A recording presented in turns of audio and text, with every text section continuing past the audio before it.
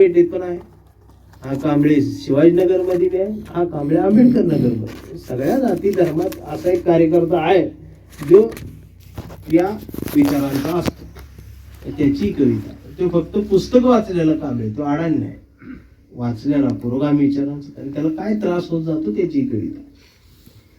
हे आमचा कांबळे लय हुशार, कधीच नाही रडला, नुसताच काढला.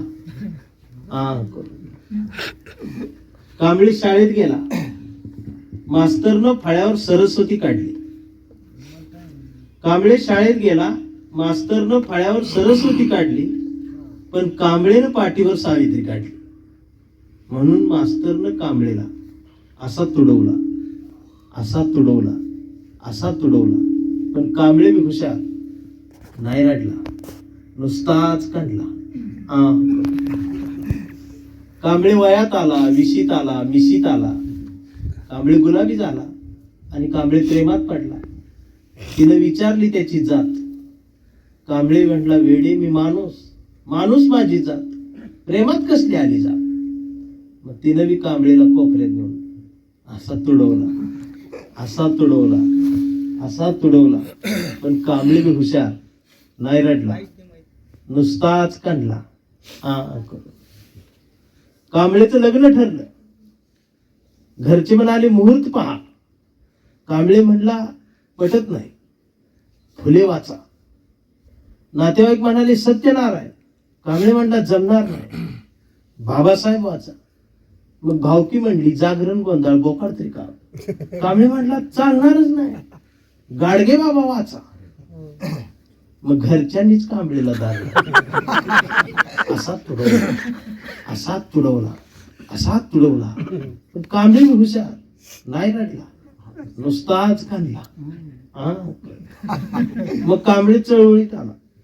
चळवळी सगळे गट तर दिसले, एक हे गट, एक तो गट, एक हे गट. आणि कांबळे सगळ्यांना म्हणला, सगळ्यांनी एकत्रित या, चळवळ समजून घ्या, महापुरुषांचे विचार आत्मसात करा. सगळे एकत्रित आले, आणि एकत्रित येऊन कांबळेला असा तुडवला. मग याच्या लक्षात ही तुडवायला एकत्रित आले. कांबळे नाही रडला, नुसताच काढला.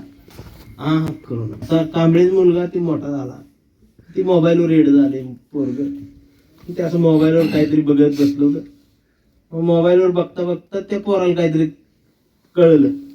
परवा कांबळेच्या मुलानं कांबळेला विचारलं की डॅडा, फुले शाहू आंबेडकर कोण? छत्रपती शिवाजी महाराज काय भानगड डॅडा? ही संविधान लोकशाही काय भानगड डॅडा? आता मात्र कांबळे पेटला, गावभर पेरलं आणि घरातच नाही उभं. मग त्यानं दार लावून पोराला असा तुडवला, असा तुडवला, असा तुडवला. पण चिरंजीव कांबळे हुशार, तो दोनदा काढला. मग लक्षात आलं डीएनए मध्ये ही डबल गेलं, विचार ही पुस्तकातलं जाय. आणि आता कांबळे वेडा झालाय, वेड्यांच्या दवाखान्यात असतो. आता कांबळे वेडा झालाय, वेड्यांच्या दवाखान्यात असतो. कांबळे मानवतेच्या घोषणा देतो. कांबळे फुले शाहू आंबेडकरांच्या घोषणा देतो. कांबळे छत्रपती शिवाजी महाराजांपासून, महाराणा प्रताप पासून गाडगे बाबांपर्यंत सगळ्या महापुरुषांच्या नावांच्या घोषणा देतो. पण कांबळेच्या एका हातात कुठल्या रंगाची चिंधी नाही. कांबळेच्या हातात या देशाचा तिरंगा आणि मांडीवर संविधान त्यानं उघडून ठेवलंय. पण डॉक्टर सुद्धा कांबळेला शॉक देऊन तुडवत आहेत, पण कांबळे नाही रडत, ते नुसताच कणतोय.